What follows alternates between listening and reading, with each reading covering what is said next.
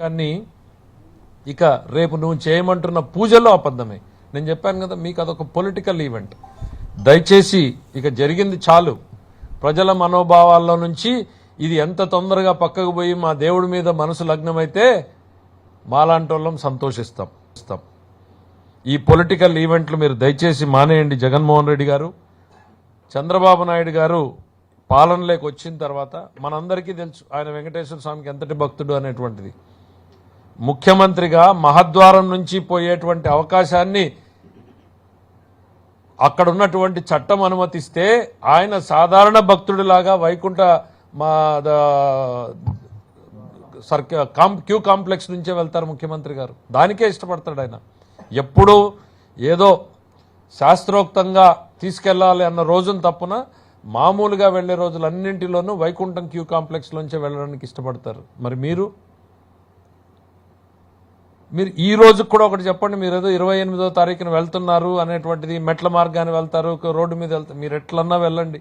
మెట్ల మీద వెళ్తే కిందనే సంతకం పెట్టండి, ఈ దేవుడి మీద నాకు నమ్మకం ఉంది, అందుకే నేను దేవుడి దర్శనానికి వెళ్తున్నాను అనేటువంటి నిబంధన ఏదైతే ఉందో దాన్ని మీరు సంతకం పెట్టి వెళ్ళండి. జగన్మోహన్ రెడ్డి గారు, అన్యమతస్థులు తిరుపతి వెంకటేశ్వర స్వామిని దర్శనం చేసుకోవాలి అనుకుంటే 17వ కంపార్ట్మెంట్లో ఒక రిజిస్టర్ ఉంటుంది. ఆ రిజిస్టర్లోకి వెళ్ళి సంతకం పెట్టండి. ఈ దేవుణ్ణి మీద నమ్మకం ఉంది, నేను ఈ దేవుణ్ణి దర్శించుకోదలుచుకున్నాను అనేటువంటిది సంతకం పెట్టి మీ చిత్తశుద్ధిని, కనీసం ఆ చట్టాన్నైనా అమలు చేయండి. మీరు ముఖ్యమంత్రిగా ఉన్నప్పుడు ఆ చట్టాన్ని తుంగలో దొక్కారు. స్వామివారికి పట్టు వస్త్రాలు ఇవ్వాలి అని అంటే సతీ సమేతంగా వెళ్లాల్సిన మీరు ఒక్కరిగానే వెళ్లారు. సంతకం పెట్టి వెళ్లాల్సిన మీరు ముఖ్యమంత్రిగా మీరే ధిక్కరించారు. పైగా మీరేం చెప్తారు, ముఖ్యమంత్రి కమిటీ మాత్రమే వేస్తాడు, అదొక స్వతంత్ర సంస్థ అని. మరి ప్రభుత్వంలో చేపట్టిన రివర్స్ టెండరు ఆ స్వతంత్ర సంస్థ ఎందుకు చేపట్టింది రివర్స్ టెండర్? జగన్మోహన్ రెడ్డి గారు, మీరు ఒత్తిడి చేయబట్టి కదా. 250 కోట్లు మినిమం టర్న్ ఓవర్ ఉండాలి అని అంటే దాన్ని 150 కోట్లకు తగ్గించింది మీ ఒత్తిడితో కాదా? తప్పుల మీద తప్పులు చేసి, చేయరాని తప్పులు చేసి, ఘోరమైనటువంటి చేసి మళ్ళీ దాన్ని కప్పిపుచ్చుకునేటువంటి ప్రయత్నం చేయడం, ఎదురుదాడి చేయడం అనేటువంటిది ఎంతో బాధాకరం. వాళ్ళ పరిస్థితి ఏంటి? మీరు గుళ్ళు తిరుగుతున్నారు, చేయమని ఏదో పిలుపునిచ్చారు. నేను చెప్పినట్టు మీకు అదొక పొలిటికల్ ఈవెంట్. కానీ మీరు చేసిన తప్పుకి ఈరోజు భక్తులు ప్రాయశ్చిత్తం చేసుకుంటున్నారు. వాళ్ళ జీవితంలో కలలో కూడా ఊహించినటువంటి నిజాలు ఇవన్నీ కూడా, ఊహించినటువంటి పరిణామాలని వాళ్ళు కోలుకోలేకుండా ఉన్నారు. అట్లాంటివి చేసి మీరు మళ్ళా ఒక ఈవెంట్, పొలిటికల్ ఈవెంట్ని తయారు చేసుకుంటున్నారు. దయచేసి ప్రజల మనోభావాలతో ఆడుకున్నది చాలు. ఇక ఈ రకమైనటువంటి ఆలోచనలు మీరు మారమంటున్నారు. నేను చెప్పాను, ఆయన మారలేదు, ఆయన ఆలోచనలు మారలేదు అనేటువంటిది. మన పెద్దలు చెప్పారు, చిత్తశుద్ధి లేని శివ పూజలేలా, ఆత్మశుద్ధి లేని ఆచారమేలా అని. ఇంకా 1000 ఎలకలు తిన్న పిల్లి కాశయాత్రకు పోయినట్టు ఇవన్నీ ఊరికే రాలేదు. బహుశా ఇవన్నీ వింటా ఉంటే ఇవన్నీ జరిగేవి, జరుగుతున్నవి, జరగబోయేటువంటివి చూసే మన పెద్దలు పెట్టారేమో అనిపిస్తుంది. మీ విషయంలో అది కరెక్ట్గా సూట్ అవుతున్నాయి రెండు కూడా.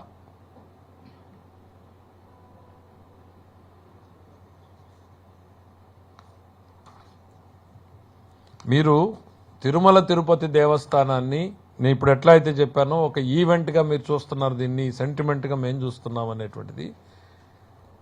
మీరు తిరుమల తిరుపతి దేవస్థానాన్ని ఒక పబ్లిక్ రిలేషన్ ఆఫీస్ లాగా చూసుకున్నారు.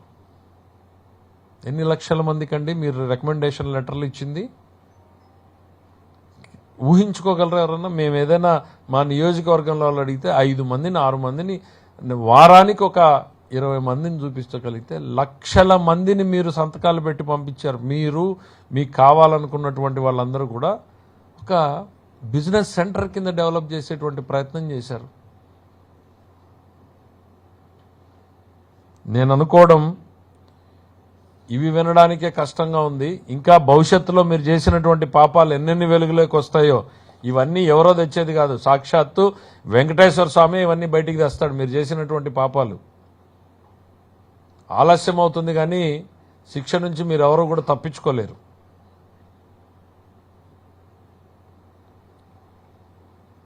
రేపు పొద్దున నిజంగా మీరు 28వ తారీఖున వెళ్తే మీ పార్టీ వాళ్ళకు కూడా ఆ లడ్డూని కొని ఇవ్వండి.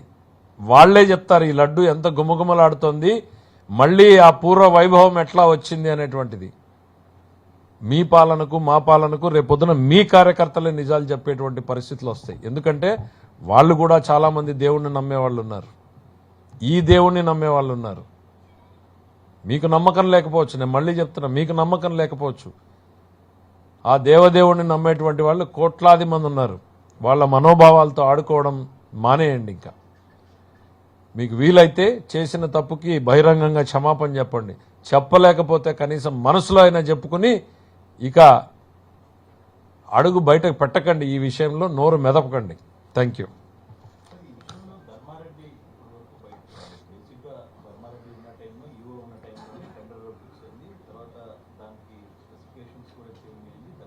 కరెక్ట్.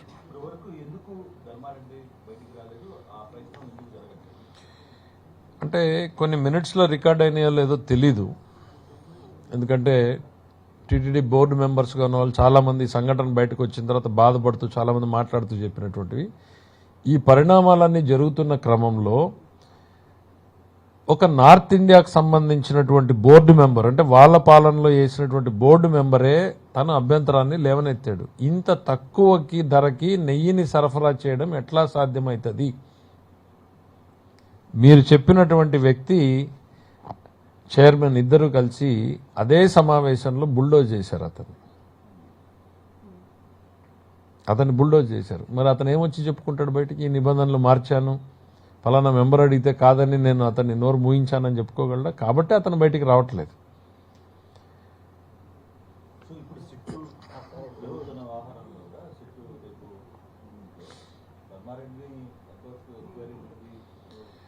మాకు వ్యక్తులు ఎవరి మీద కూడా రాగద్వేషాలు ఉండవు. రాగద్వేషాలకు అతీతంగానే జరగాలని మేము కోరుకుంటాం. కానీ తప్పు చేసిన వాళ్ళు శిక్షించబడాలి. ఒకవైపు మాకు ధర్మం మీద నమ్మకం ఉండి దేవదేవుడి మీద నమ్మకం ఉన్న విషయాన్ని కొంచెంసేపు అక్కడ చాలామంది చెప్తారు. తిరుపతిలో మీరు తిరుపతిలో నువ్వు చేసావు, నీకే పర్టికులర్గా తెలిసి ఉంటుంది. స్వామివారికి అన్యాయం చేసిన వాళ్ళ పరిస్థితి ఎట్లుంటుంది అని అంటే అన్నీ ఉంటాయి.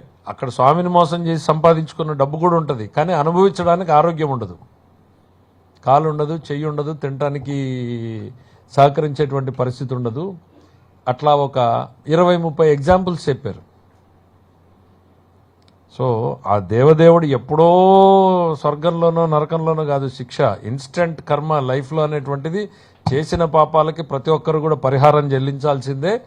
ఎస్పెషలీ తిరుపతి వెంకటేశ్వర స్వామి దగ్గర ఆషామాషిగా ఉండదు అన్నటువంటి విషయం కూడా వీళ్ళకి గుర్తుపెట్టుకుంటే మంచిది. ఖచ్చితంగా ఇవాళ మేం చెప్పేది ఒకటే, తప్పు చేసిన వాళ్ళందరినీ కూడా ప్రజల ముందు నుంచోబెడతాం, చట్టం ముందు నుంచోబెడతాం.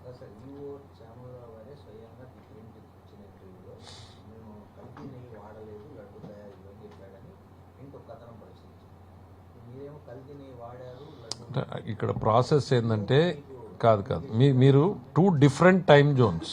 మేము వాడలేదు, అప్పుడు వాడకం జరిగింది. 6వ నెల, 7వ నెల, 8వ నెల. మేము వాడలేదు ఈ నెల.